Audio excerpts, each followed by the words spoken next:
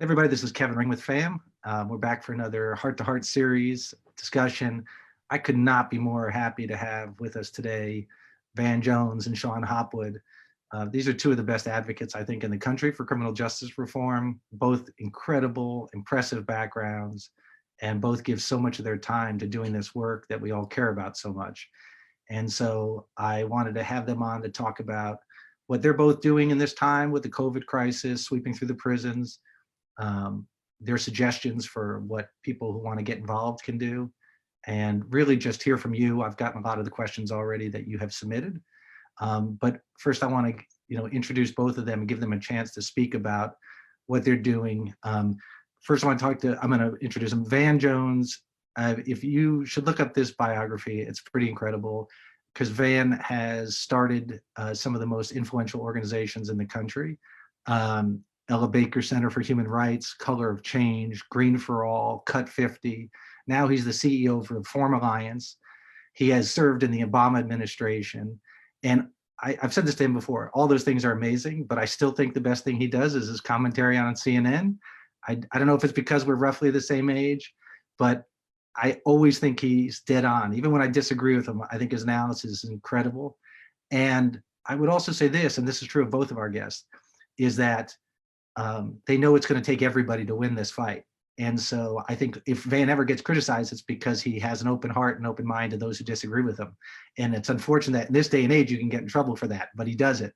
And I appreciate it so much. And if you think his bio is awesome, then you read Sean Hopwood's. And Sean is a friend, I'm proud to say, and a board member of FAM. But his story, his book he wrote is called Lawman, and the subtitle is, just so you know, because this tells you pretty much everything you need to know, my story of robbing banks, winning Supreme Court cases, and finding redemption. So that's a honey of a subtitle. And if you don't know Sean's story, it was profiled incredibly on 60 Minutes a few years ago. Steve Croft, the correspondent, said it's one of the best stories he's ever told. Sean is an incredible advocate. He uses his experiences to go reach audiences that others can't reach. Because his background is bank robbery, and those were his charges. I've heard him say a million times, I committed a violent crime. I'm not a violent criminal. I think that's really important at a time where, we're trying to make sure that everybody gets a second chance. And so I'm just so grateful to both of you for being here. I should say, and now Sean is slacking off by just being a professor at Georgetown Law, arguing cases on behalf of people for compassionate release all across the country, and writing incredibly influential law review articles about why we need change. So these two are incredible. So grateful for them giving this time today. And Van, let me start with you. You guys Reform had a big announcement because of the gift from Twitter, from Jack Dorsey. That's just one of the things you're doing, but why don't you tell me what you guys are up to? First, I just want to say how proud I am to get a chance to talk to you. I've been involved in criminal justice work for 20, 25 years. You mentioned the Ella Baker Center for Human Rights that we started in 1996 in Oakland, taking on the Oakland Police Department, taking on the San Francisco Police Department. We helped to close 5 abusive youth prisons in California, closed 5, which was the brutal, the Books Not Bars campaign, stopped them from building the super jail for youth in Oakland. In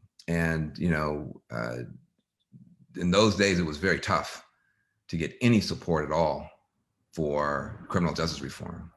And, FAM has long been one of those, just shining examples of what's possible when people just won't give up and just refuse to accept the absurdity that the system has been trying to shove down our throats for a long time. And, I remember, trying to give, speeches on this sort of stuff and just taking all your stuff, taking all FAM stuff, and like kind of like the basis of everybody's kind of argument really came from FAM for years and years. And so I just appreciate, the longevity of the organization and its impact. And I did, after I started the Ella Baker Center, which is still going strong in Oakland, led by Zachary Norris, who's an amazing young leader from Oakland. But I like to start organizations and then turn them over to people who can do better than I did. And I certainly did that with Zachary Norris. Did that with the Color of Change, which is now the biggest online organization for civil rights in the world, and others. But criminal justice reform has always been the heart of my work. even when I did the green job stuff for Obama, it was green jobs, not jails. That was a slogan that we had in Oakland that got me, even working in the Obama White House. So I've been very proud of the work of the Reform Alliance. We're almost a year and a half old. I always tell people that, like, if we were a baby, we would just be walking. We'd still be pooping our diapers. So Reform Alliance is really new. But we got off to a good, strong start because of the strength of our board members, including Jay-Z and Mike Rubin and Meek Mill and Robert Kraft and Robert Smith and Nova Gratz and Dan Loeb and Clara Wu-Tsai and Laura Arnold. So a lot of the big names kind of came together to get this thing going, to take on probation and parole reform. And that's why, this conversation today is so important. You think about how mad we've been about probation and parole, this 4 million person web of catch-22s. None could not survive on probation and parole. There's so many ways, non-crime ways to get sent back to prison and take somebody's liberty. Now, the same little petty technical violation that would take somebody's liberty could take somebody's life because of what's happening with this virus. And so if it was urgent for us a year ago to stop this nonsense of people going to jail and prisons for total nonsense, it's even more urgent now. And that's why the Reform Alliance, leaned in so hard as soon as this virus hit. The two things that we've done, one is, and obviously Jessica Jackson is our main advocate. I basically work for her. We did two things. One is we put forward this plan called the SAFER plan, pulled together a bunch of epidemiologists and criminologists and some of your folks, got around the table, came up with this plan, and then got that out to the governors, the White House, where we have strong relationships, the Correctional Leaders Association, who run all the prisons, got in dialogue with the sheriffs, National Governors Association, and others, saying, look, get people out of these prisons. These jails could become morgues overnight. Get people out, especially people who are old, people who are sick, people who have, minor charges that nobody can even, people who are just in there because they can't afford bail. Get people out and reduce the population as much as we can. And then the other part of it for us is stop putting them back in, quit arresting people for nonsense, quit violating people on probation for nonsense, quit putting people back in. And the last thing is get people out, keep them out, and then get PPE in, get masks in, get sanitation stuff in, because you'll never shrink the population to zero. And there are people behind bars, unfortunately, are the last ones when nurses are not getting PPE. The last people are thinking about are people behind bars. So we, in the past 8 weeks, we've been able to work directly with 26 governors in those states. There's been about 40,000 people who've been able to get out on some form of either compassionate release or something else, which we're proud of that, working with our allies to get that done. And we've been able to, as you said, Jack Dorsey gave us $10 million this week to buy enough PPE to get into every jail and prison in the country. It's going to take a while to get that pulled off because there's 7,000 of them. Yeah. But so that's basically what we're about. This is I think people see me as a guy on CNN, and sometimes they don't like what I say, or sometimes they do. But there's never been a time in my life, except the 6 months I worked in the Obama White House, where I was not either a board member or a staff member of a criminal justice organization for 25 years. And so I'm proud of that record, and I'm proud of what we're doing at the Reform Alliance. That's great. And I was going to say, Sean, one thing that Van mentioned, because I know we've been working with them in Pennsylvania on probation reform, some of the reforms that have been, we thought urgent are even more so now, for the reason Van mentioned, that if somebody was going back for a technical violation, that's a huge difference now. And what we're finding with a lot of corrections agencies, they don't have the authority to get people out. Even if they could find the political will, there's not the mechanisms in place. So we got to stop sending people back in, at least during this pandemic. One thing I know that you've been involved in, I don't want to pigeonhole you because you've done a lot of other stuff, but along the lines of probation for FAM, a driving thing has been compassionate release, something we've worked on for a couple decades. At the federal level, getting the change made in the First Step Act and pushing this out at the state level. And I know you've been involved in that. And to me, this is the no-brainer of no-brainers. These are the people who didn't need to be in prison anyway because they were the lowest risk and costliest to maintain. And now on top of that, they're the most susceptible to COVID.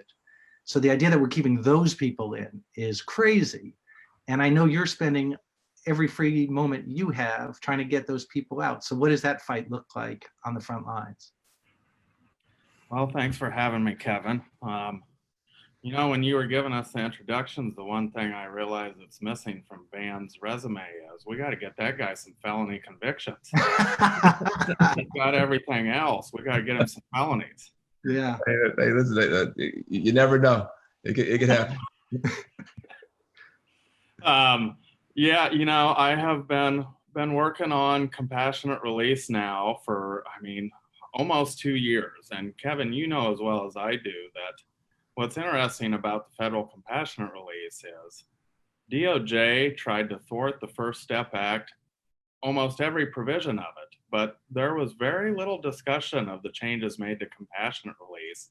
And especially now in light of the threat posed by COVID-19, I think we can all comfortably say compassionate release may turn out to be the most consequential part of the First Step Act. It was not something that people gave a lot of thought to. I think most people just thought compassionate release is for people that are terminally ill. You know as well as I have that I wrote a law review article last summer saying that federal judges are not bound by the guidelines, sentencing guidelines criteria, and that they can decide on their own what is an extraordinary compelling circumstance, including just when someone has been sentenced too long and it's clear that they have now rehabilitated themselves and they're no longer a danger to get out.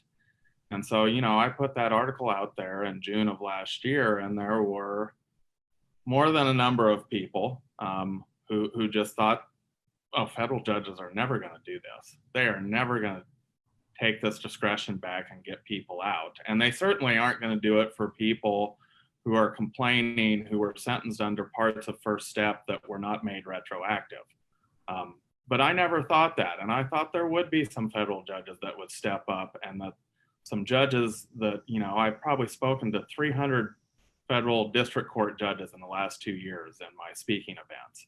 And the one thing all of them tell me is, you know, there are just some cases where I sentenced someone, I didn't want to do it. Maybe it was mandatory guidelines, maybe it was a mandatory minimum. And they have been thinking about that case for 10, 15 years. And there are a lot of judges like that know they have sentenced people unjustly because they had to, that now have gone back and reconsidered, and they like this, having this power to go back and say, this person doesn't need to serve the last 10 years of this 30-year sentence. And so we've had around, I think, 25 federal district court judges who have used First Step in a way that DOJ says it was not meant for. It basically get out people that don't have medical issues, don't have elderly issues, but they were just sentenced too long, and it's clear that they have a demonstrated record of rehabilitation. So, you know, I've got a bunch of those cases. I track those cases. Every morning I wake up, I read every single compassionate release case decided by a federal judge in the last 2 years. And as these issues are working their way up to the courts of appeals, I'm trying to get those cases for a whole bunch of reasons, not the least of which, I think the first case that's going to decide this issue about the guidelines criteria is going to be my case in the 11th Circuit. And, you know, the 11th Circuit judges know I worked with the White House. They know I was up negotiating in the Senate when the First Step Act was being accomplished. And I just feel like I'm, you know, it's not to toot my own horn, but I feel like, you know, I can walk into a court with some measure of authority and talk about what Congress intended with the First Step Act in a way that some federal prosecutor from Georgia cannot, because they weren't there for it. I was. And so I'm afraid every time you open your mouth on this, you got yourself 1,000 more potential clients. So be careful about. Yeah, I know. When you asked me to do this Facebook Live thing, the first thing I thought was Kevin's trying to kill my email box because I will get 500 emails now in the next 48 hours.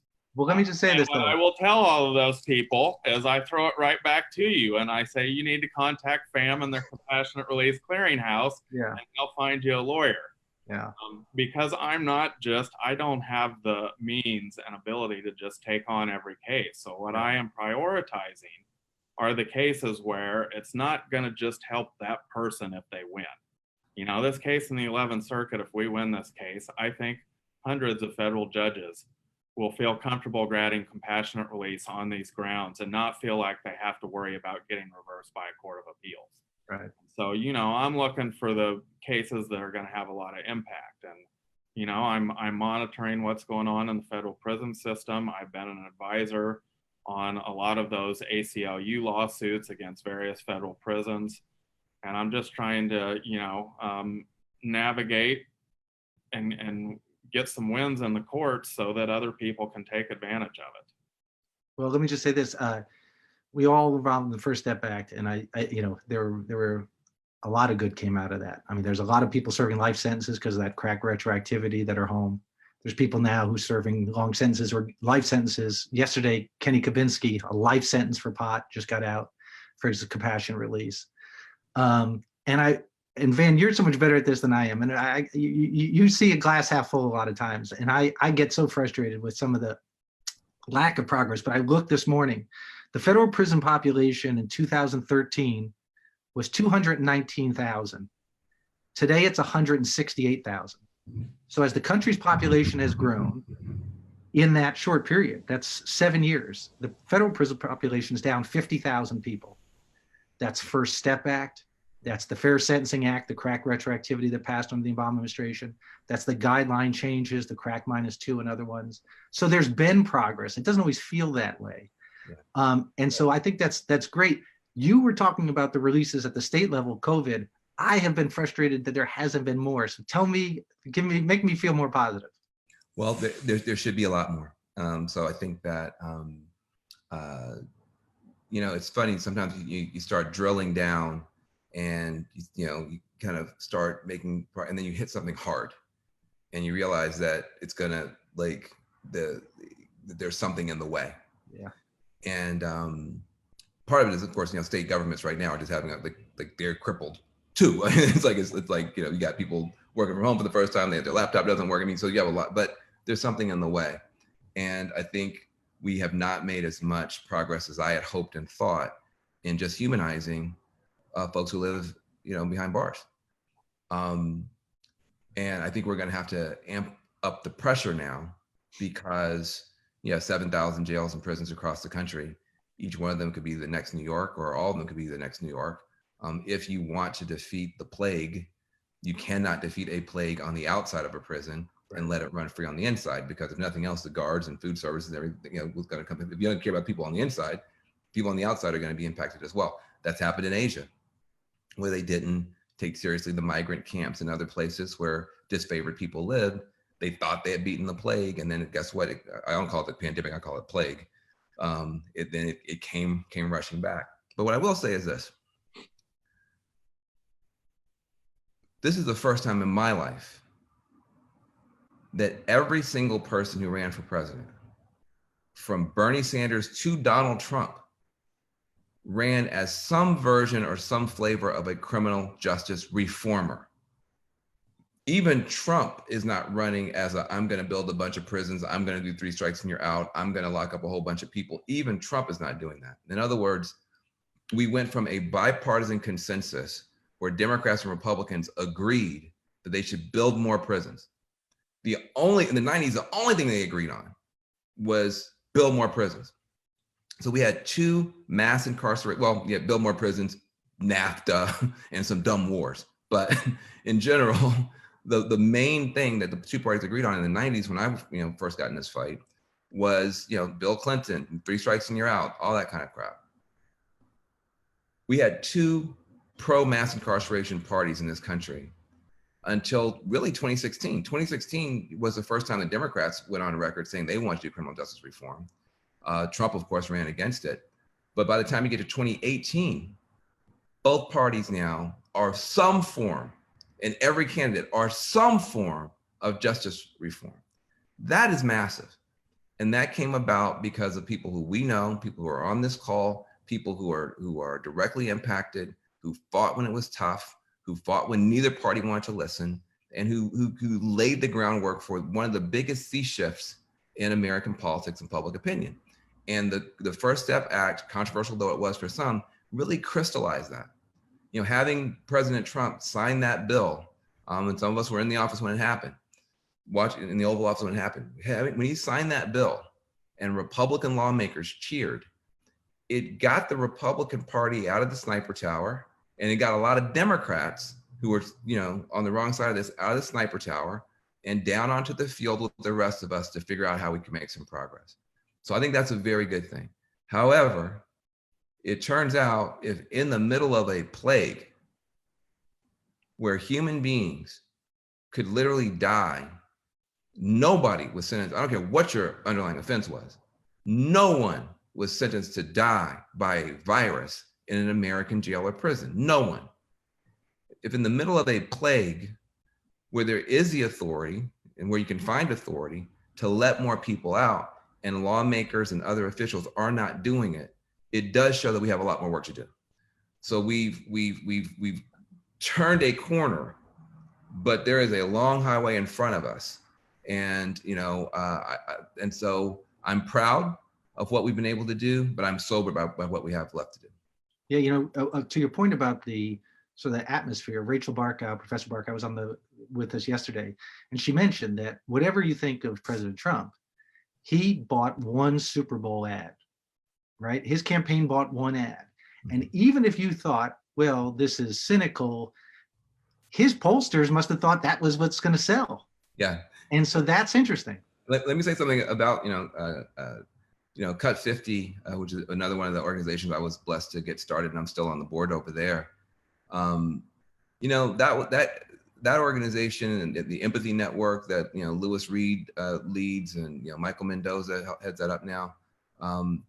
You know, it was an amazing process that they went through and we went through trying to get to that point where we got 87, 87 senators voted for us.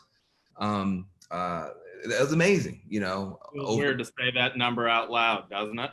Yeah, 87 US senators voted for us, including even Mitch McConnell, who wasn't that excited about the idea at first.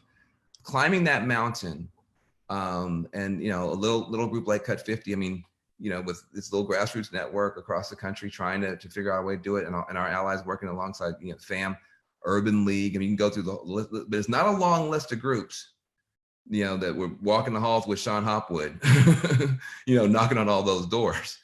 And so, you know, I do think it's important that we recognize that there was a fear that we were going to pass a bill that had no impact and just gave Trump political cover.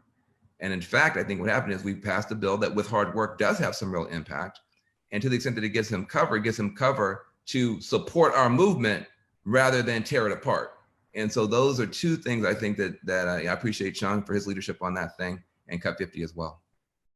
Sean, I mean, you've heard me on too many late night phone calls, frustrated about this. I mean, I'm with Van. I mean, it's a pandemic, and I hear somebody like Governor Tate Reeves in Mississippi, who had terrible prisons before this hit. You had people dying, I mean, with no accountability.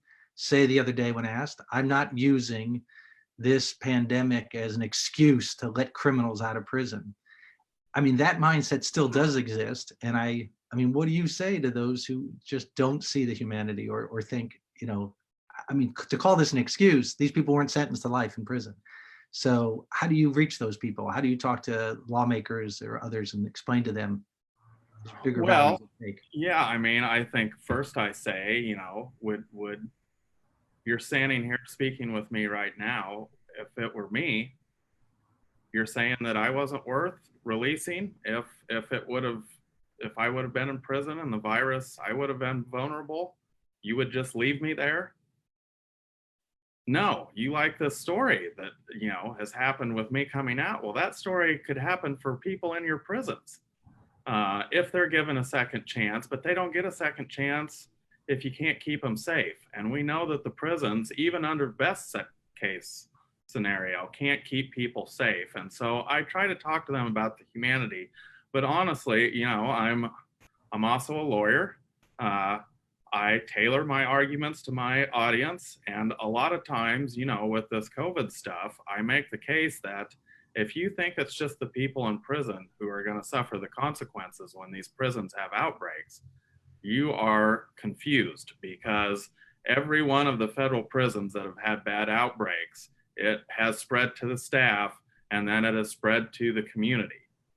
If you look at where federal and state prisons are built and located in this country, they are in small, out in the middle of nowhere towns, communities that can least afford an outbreak of people because they don't have the health facilities to be able to deal with that. And so when I'm talking with someone that's skeptical, you know, I start with the humanity, and I start by saying, you know, for me, anyone who has a sentence under a year, I don't care what crime they have committed. I don't care if it's the worst. They're coming home in less than a year. Those are the perfect people to send out of the prison to get some of the density reduced. And, you know, I just try to start with the humanity, but then I try to also explain to them that it's not just prisoners that you're putting at risk. You're putting prison staff, and ultimately those small communities where those prisons are located are at risk. And you would like to think that those things would convince people, but, you know, I mean, prisons are out of sight, out of mind, and people in this country tend to think that once somebody's committed a crime, there's no amount of misery or death or harm we can do anything to that person. And you know, I'm continually amazed at the progress we've made, and continually amazed at people that will say, "Well, do the crime, do the time. I don't care if it does kill you." You know, the other thing that I think, you know, math matters in a pandemic. Math matters in a plague. Well, to some. Yeah, I mean, it should matter in that we do have the biggest prison population in the history of the world ×2. So, you know, biggest peacetime prison population anyway. So 2.2 million people who are locked up in jails and prisons, 7,000 of them from coast to coast, like you said, in a lot of red communities as well. The virus moves 5 to 15 times faster through a prison population than through a normal population because of overcrowding. There's only 30,000 ICU hospital beds. So if you don't move quickly and effectively, you can knock out the entire hospital system for the United States by sitting here leaving people, you know, in the path of this virus who could easily be sent home to home confinement, you know, with no risk to anybody. So you're literally going to knock out the entire healthcare system for the US and hurt all these rural communities and hurt all these people behind bars out of just pure, you know, dehumanization mindset that can't survive one conversation with Sean Hopwood or Topeka Sam or Shaka Senghor or any of the dozens of people who work, you know, with and for reform. I mean, and for reform and for FAMM and for others. So it is unfortunate we can't just say, how about we save lives inside the prisons? But the people who live and work in prisons are at risk, the communities near prisons are at risk, and the entire healthcare system for the entire country is at risk if we don't just do simple stuff, simple, smart stuff. And I think, Kevin, part of the pushback on this is the people that are least likely to listen are law enforcement, who have embedded interest in keeping as many people in prison as possible. I mean, I think one of the things that we're going to come to find out about the impact of COVID on prisons is the people that are released to home confinement, we're going to find out that that works really well, works far better than prison. And there are people who, you know, if that were to get out and become prevailing policy across the country, there are people who, you know, make money and profit off of this industry who would be harmed by that. And I think that's one of the things we're up against is, and maybe COVID's the thing to get people to actually believe that you can release large quantities of people to home confinement without seeing a rise in crime. Yeah, I think that's right. And I think, look, I mean, the people we're talking about, the people who are sick and elderly didn't need to be in prison 6 months ago. They don't need to be there now. The people who are low risk and can serve their sentences safely on home confinement did need to be there 6 months ago. We could do that now. And so I think we're all hoping that we learn some lessons from this that will serve us going forward. I got to say, one thing that came up yesterday and caused some frustration for people who are in the federal system and trying to get their loved ones home through home confinement is the rules seem to keep changing. And so I think the Attorney General had a good idea that we're going to use home confinement more. The implementation has not been so good. And so people thought, I have to serve 50% of my sentence. No, I don't have to. Yes, you do have to. No, I don't. But there goes Paul Manafort home, and he served 20% of his sentence. And my loved one is 70 at a prison where there is an outbreak, and he's served, 65, 75% of his sentence. Those sort of problems in implementation feed a cynicism about whether the system is really trying to do the right thing. Whereas I think the Trump administration could say, even if their numbers are inflated, they are using home confinement. We are getting people out through compassionate release over their objections, unfortunately, but they've done more than some states have done. So Van, what do you say to people? I mean, they get frustrated when they see that the rules look different for different people, and whether that's true or not, that's the perception. And when you don't have a high-priced lawyer and you're just, a mom fighting for your son or your husband, you feel like it's a tough hill to climb. What do you say to people? Well, I say it is a tough hill to climb, and there is unfairness for sure. I will say one thing as a positive is that the Correctional Leaders Association, which are the people who run all the prisons at the state level and the territories, they do get it. If for nothing else, they don't want their correctional officers getting sick. And so there's these interesting kind of cross pressures where I would imagine some of the people who run, 8% of our prisons and jails in the US are private. I'm sure those people have a one set of views in terms of wanting to keep the numbers up, but you have other people also in the system who want to get the numbers down because they're worried about their own correctional staff. So it's a messy mix in different states, and then also becomes a question of priority. Some governors get it, but they're worried about 12 other things in the middle of the pandemic, and it's hard for them to prioritize our stuff. With regard to what's going on at the federal level, it's the same thing. You have some people at the White House level that would want things to move one way. You have people at the bureaucratic level that want to move a different way. Barr seems to be kind of like caught in the middle sometimes and trying to find his way forward. But all I know is that pressure works better than no pressure. All I know is that pushing works better than not pushing. All I know is that trying works better than not trying. And so we just have to keep trying. And, I believe we could do another 20, 30% reduction across the country. I mean, we're like 1 or 2% right now. I think we could literally do an order of magnitude plus better with no negative impact on public safety. If you look at New York, 97, 98% of the people they let out have complied with everything. I mean, haven't even gotten in trouble for like not calling in to their, their check-in time. I mean, like literally 97, 90% of people, perfect compliance. And so, in that 2%, there may be some people who have done some stuff that we would find objectionable or regrettable, but the vast majority of people have complied and over-complied with their requirements to go home. So, I just think we have to keep fighting.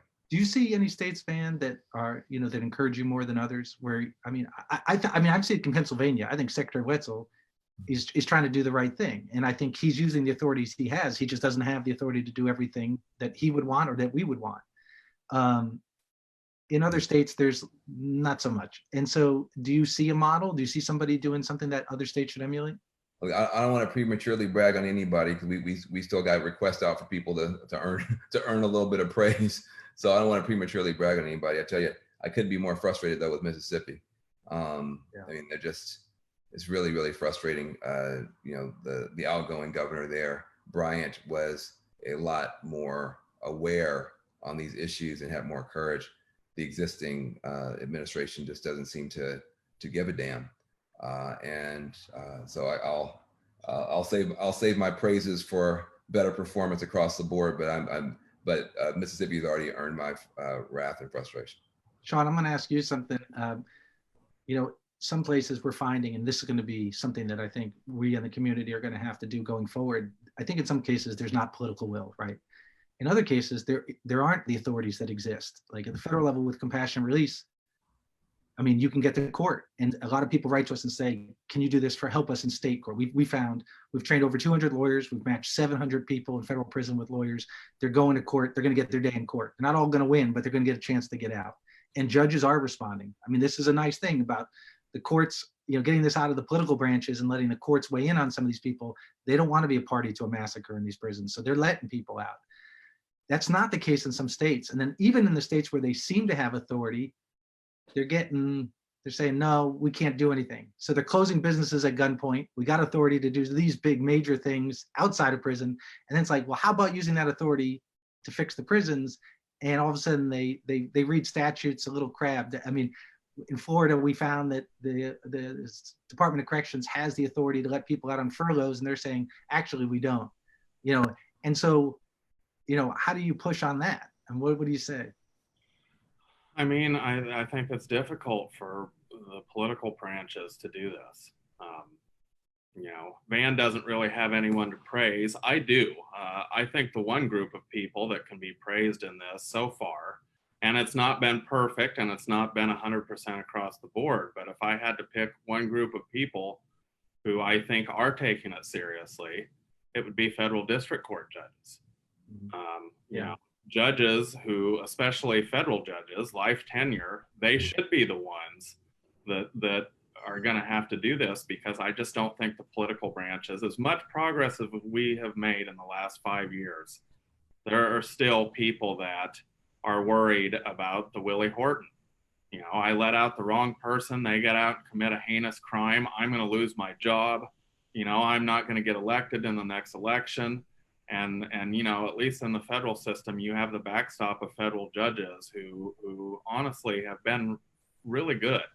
I think there have been, over 50 COVID compassionate release cases granted. You had the judge in Elkton, Ohio, who granted that class action that the ACLU filed. And then on top of it, the government appealed, and the Sixth Circuit Court of Appeals upheld it. Those are significant wins.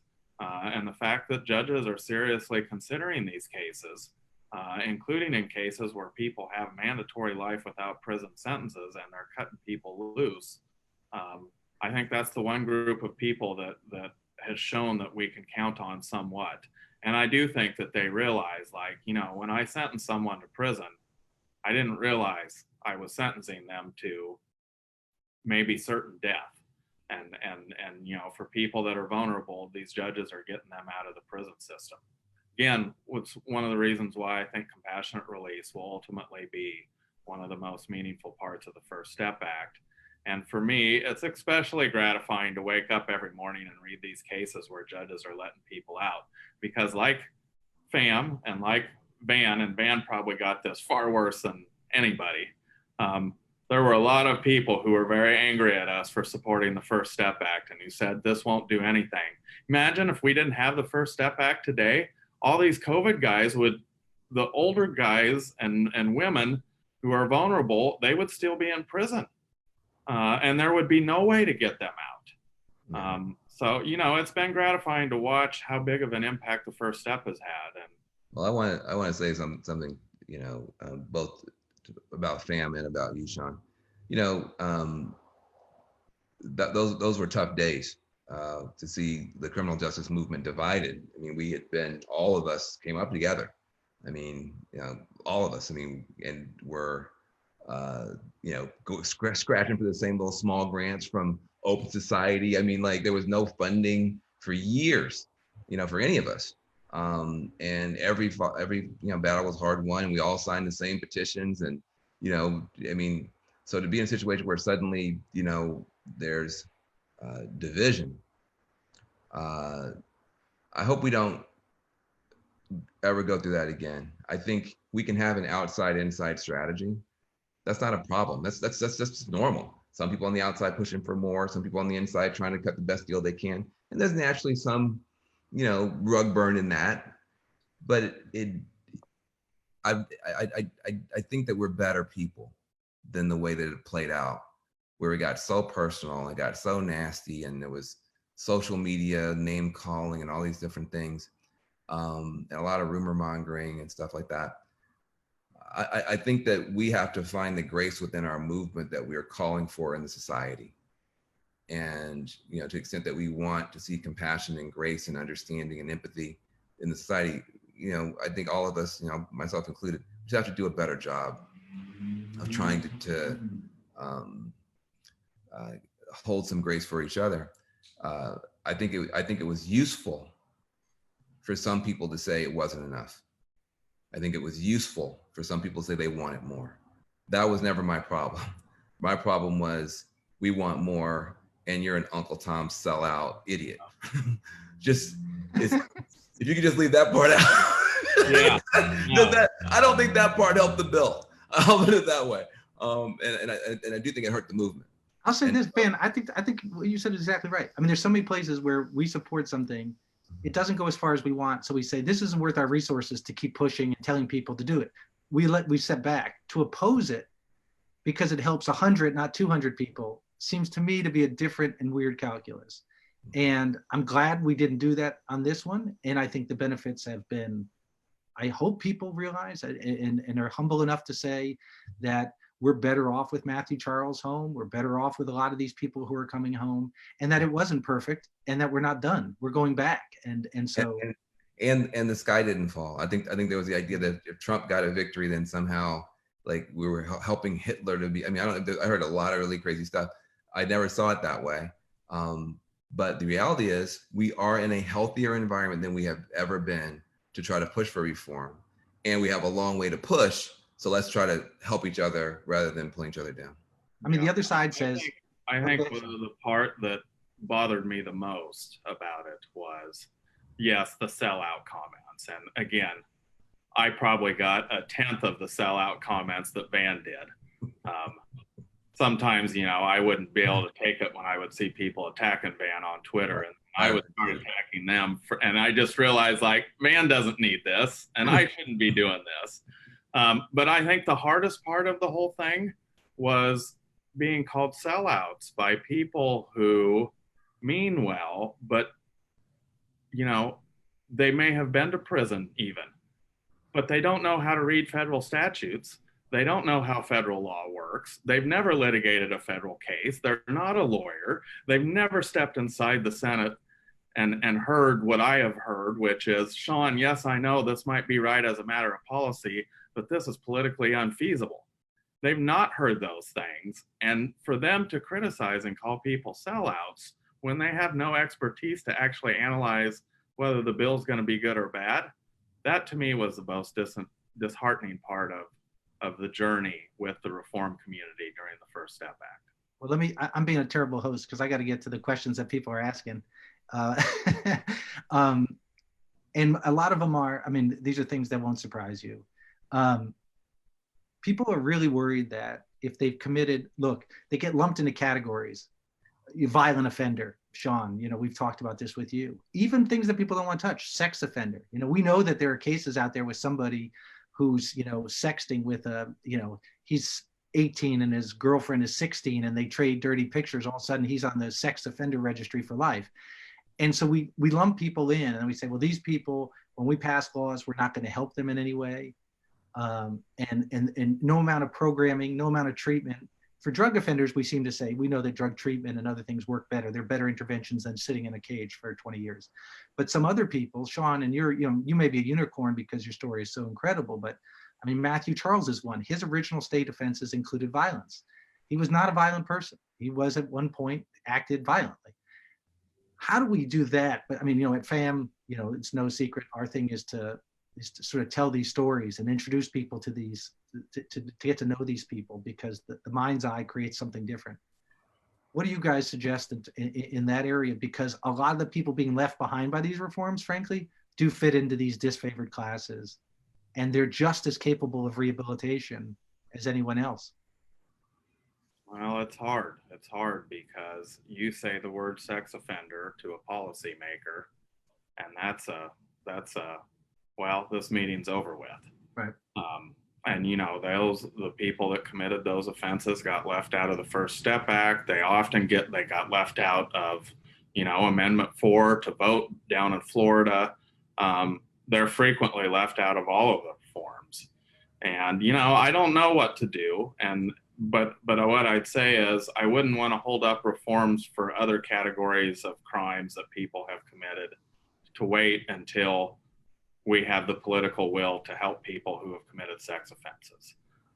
I don't think most even violent offenses, even violent offenses. You know that violent offenses too.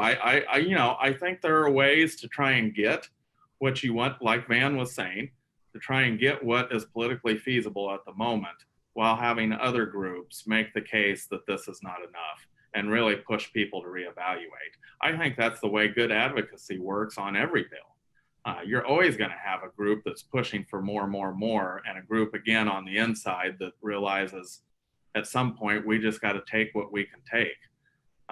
And I don't think that's that. I think that's a good way of going about it. But you know, we're so far away from being able to get large scale reform for those types of offenses. We just, you know, I have not seen any reform in the last 5 years that would have a large impact on people who have committed violent offenses or sex offenses. Well, I will say this though. I mean, if you look, they just passed parole reform in Virginia, and a bunch of people got out who had old offenses, but they were violent offenses. Governor Northam said these people had done enough time. I mean, he stood up and explained that and said they'd done enough time. And I think one thing that I've seen people do is try not to distinguish. Don't throw somebody under the bus to help somebody else.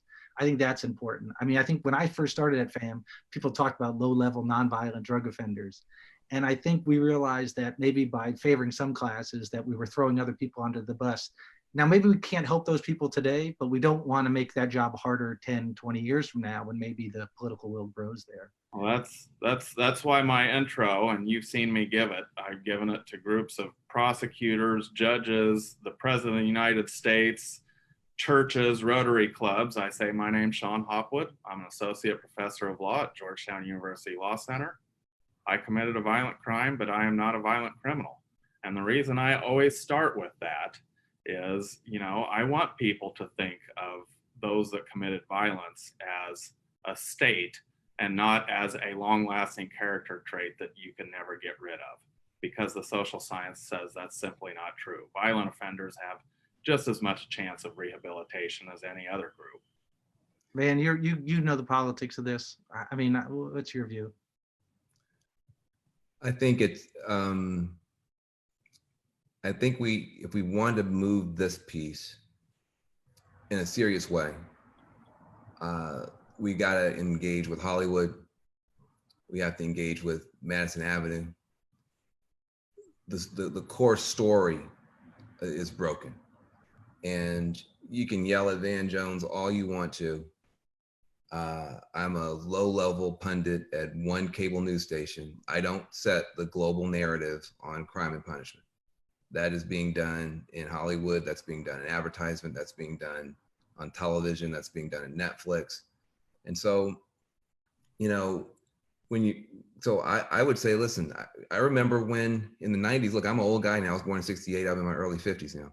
I remember in the 90s, it was a big fight to say civil unions for lesbian couples and gay couples, just civil unions. We didn't say marriage. Oh, we never would say marriage. No. But at least could they have a civil union? They have a civil contract. And that was controversial. Oh my God. Now, if you're not for marriage equality, you're an idiot and a bigot and a crazy person. Like, that's happened in my adult lifetime. You can move a narrative, but what happened was, you know, TV shows like Glee, you know, what happened was a whole lot of cultural interventions that then made the politics a lot easier. I remember, listen, don't forget, in 2012, when President Obama ran for re-election, he wouldn't say he was for marriage equality. Right. It was Joe Biden who got out there and said it. And then Obama was like, oh, Joe, you know, he had to kind of go out there and say, well, for myself personally, I'm for marriage equality. I wouldn't push it on the country. That was in 2012. So what happened is, you know, the cultural momentum moved in a certain direction. So we have to have a movement for redemption, for second chances, that is populated with so many stories and examples that people can readily call to mind. And if we're not willing to do that work, and in the way that the LGBTQ movement did, then I think what happens is you just have broke marginal activists yelling at each other about what's on the press release. And I'm sick of that. Like, look, you know, sometimes, you know, if you're in with this judge or in this state or with this governor, sometimes you got to say stuff that's not the full thing you want to say. It's just the way that things work in the real world. You don't tell your boss, your landlord, or the cop that just pulled you over everything that you think.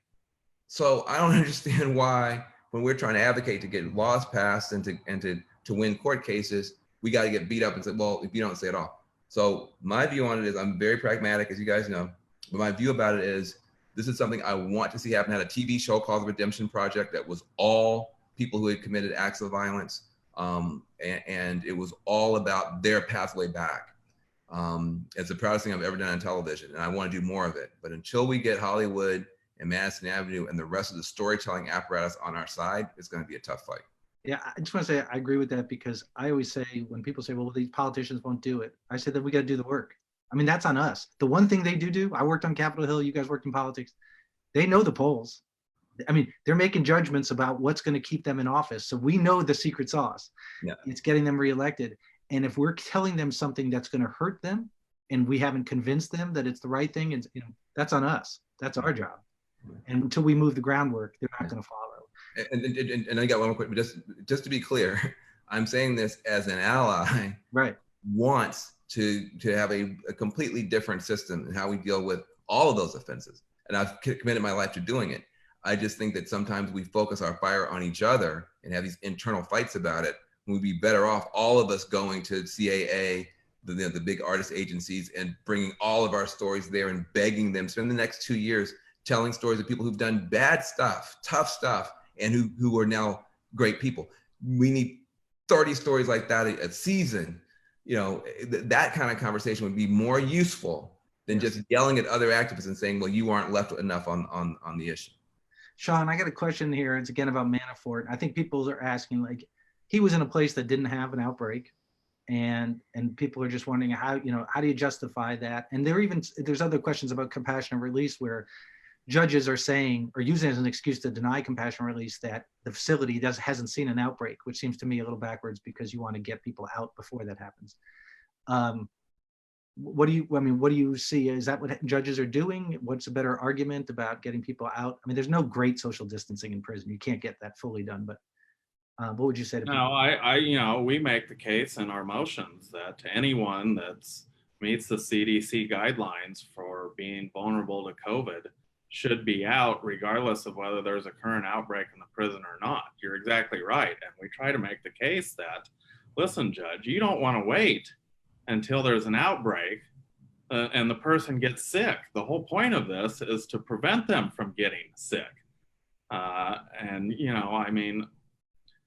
For judges that really want to do it, they're going to do it. For the judge that's skeptical and doesn't really want to grant compassionate release, they're going to look for a reason not to, and say something like, there's no outbreak yet in that prison. For Eighth Amendment claims where prison and prison officials place someone at a substantial risk of harm that they know is a substantial risk and they don't do anything, that's an Eighth Amendment violation. The courts have long said, you don't have to wait until you're actually assaulted, or until you're stabbed, or until you have an illness and the prison can't treat it. You don't have to wait until the person gets harmed for there to be an Eighth Amendment violation. And that's one of the arguments I make to judges. You don't need to wait until people get infected to get them out. The best thing you can do for that person and for the people that are remaining in that prison is to reduce the density and get that person that is vulnerable out of prison. It's not like they get to just get out and run around the community. I mean, they get electronic monitoring, home confinement. I think some of these judges don't fully appreciate that home confinement is not, full release. When BOP is sending these people out to home confinement. Okay, I could talk to you guys for about 4 hours on this topic, but we have to go. And I know you guys have other things to do. So I just want to give you guys a chance to wrap up and just make any closing comments. And one I didn't get to, but Van, I think you'd be good to talk to this, is some guys are just recently out. and they want to become advocates. They want to tell their stories and be helpful. And so I know you think that's important. So maybe, start from that point and close.